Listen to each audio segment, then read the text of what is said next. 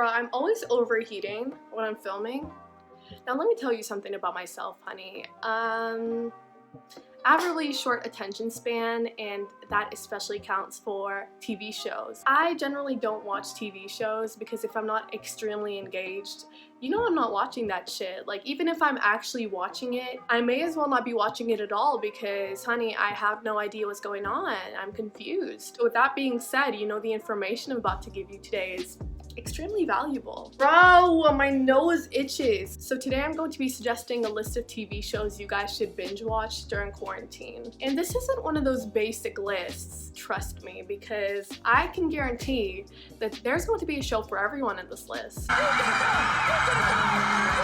We all get a show, and that's why I suggest you grab a pen and paper and take some notes. You're gonna like at least one of these shows, and that's a promise from me to you. These are some of my favorite TV shows, and I'm not a TV show type of person. So if I can admit that these shows slap, they do. They actually do slap. Let me tell you something about TV shows. A lot of them are just overrated and overhyped, and they're not that good.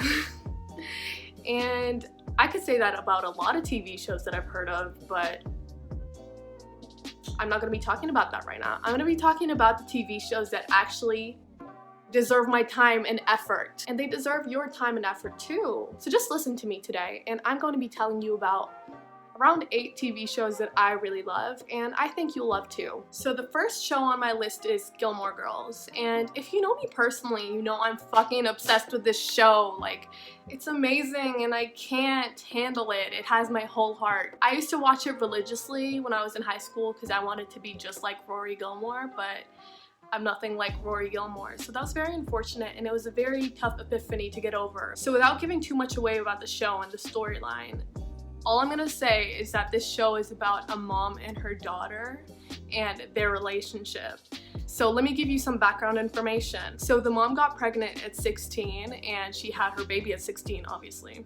Wow, okay. And she had to raise her child on her own because her boyfriend left her. So the show starts when the daughter is 16 and the mom's like 31, 32, I don't know. And you can see how they interact together and their special relationship because they're like best friends since the mom had her at so young. And the mom and the daughter were so close that the mom actually named her daughter after her. So they're both called Lorelai, but the daughter's called Rory for short. And you see how Rory grows up as a teenage girl, and you see how she interacts with her friends, her boyfriends. Over the seasons, obviously she doesn't have multiple boyfriends at once, and her school stuff and everything. And you see how the mom interacts with her parents because she doesn't have that good of a relationship with her parents since she got pregnant so young. Honestly, I feel like my explanation doesn't really do the show justice, but trust me, it's a masterpiece and you're gonna love it. You're gonna love it, especially if you're a teenage girl or you're into that kind of thing. Honestly, I feel like it's one of those shows where it's like, it's gonna take you a while to develop that attachment to it, but when you develop it, it's going to be a permanent attachment and you're never gonna get over it. I'm not over it yet. I was actually heartbroken when I watched the last episode, and it's not because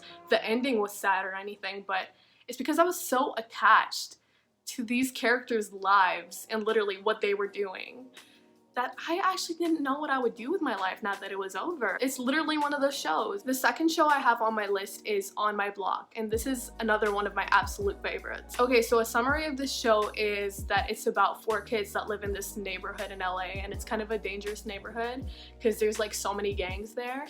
And one of these kids has a brother who's a gang leader. And so naturally these kids keep getting into trouble because a lot of gangs keep targeting them since one of the kids has a gang leader brother. And so the whole group of friends is linked to that gang. Honestly, I don't know if that explanation made sense, but I love this show. It's actually super interesting and it's a super easy watch as well. Like, you could be scrolling on your phone and watching at the same time and you'll still understand what's going on.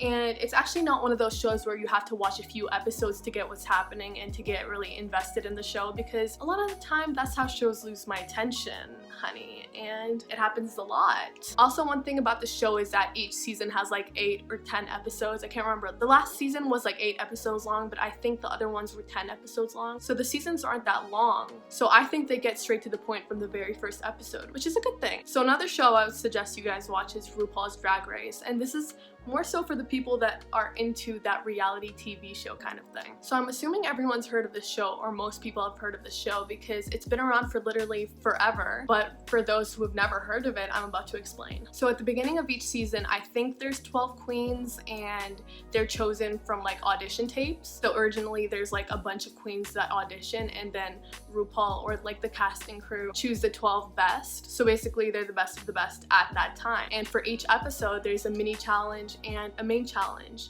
and the winner of the mini challenge gets a head start for the main challenge. And for each main challenge there's one winner, and for the first 2 episodes, if you're the winner of the main challenge, you get immunity for the next week. But that's only for the first few episodes though, that stops at one point. So what that means is that they can't eliminate you in the following week, even if you're the worst. So if you're not the winner, you're either safe or you're in the bottom 2. If you're safe, that means you can progress on to the next week. And if you're in the bottom 2, so obviously hence the name, it's 2 people, the tiebreaker is that they lip sync for their lives. And honestly, like any other reality TV show, this show is filled with drama, and I love it. And on top of that, it's really easy to watch and very entertaining. So the 4th show on my list is Black Mirror, and that's kind of a basic suggestion, but also it's still a really good show. It took me so long to give this show a shot because I feel like when people rave about a show, it's usually basic as shit. But let me tell you, when I gave this show a shot, honey, I was not disappointed. But with that being said, I'm not caught up yet because I watch it with Kyle and I'm not with him currently because of quarantine. But what I can tell you about this show is that it has different storylines, and so each episode is different. For each episode, the main idea is portrayed in a really symbolic and hidden way that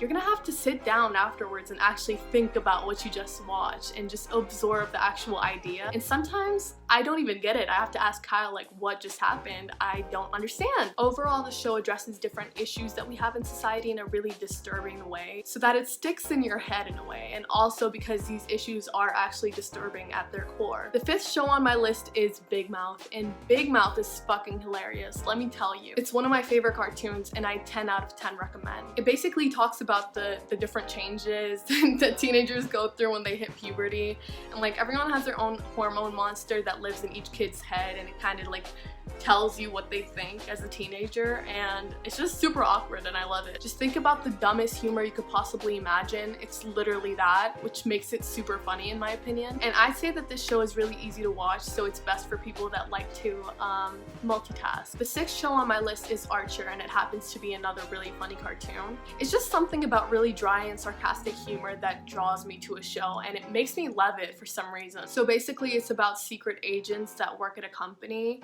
and they go on little secret missions. And the funny part about this show is the interactions between the characters, and it gives it the wow factor. It's literally like The Office humor, but as a cartoon, and it's a secret agent company.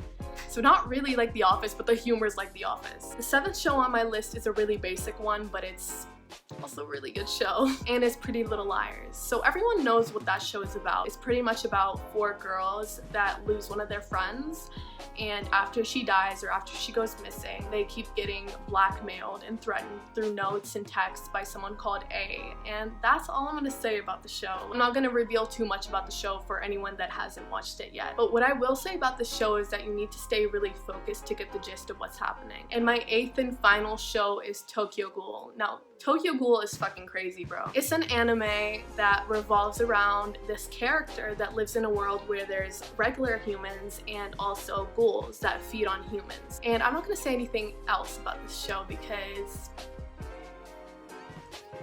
you guys will find out if you end up watching it. But I have to say, this show is really, really captivating. I never used to watch anime. This is my first anime. It's super captivating, and the visuals are so aesthetically pleasing. So when they're cooking their food, like, I really want to eat it for some reason. But yeah, overall, I would 100% recommend this show to anyone that's looking to get into anime or is already into it. Anyway, guys, that's it for my favorite Netflix shows. I feel like my list was super diverse, and I think there was something for everyone in there. So yeah, like I said before, as someone that's not really into TV shows, it's super hard to find shows that interest me, and so I thought I'd compile a list of all my favorite ones that actually captivated my attention and stole my heart.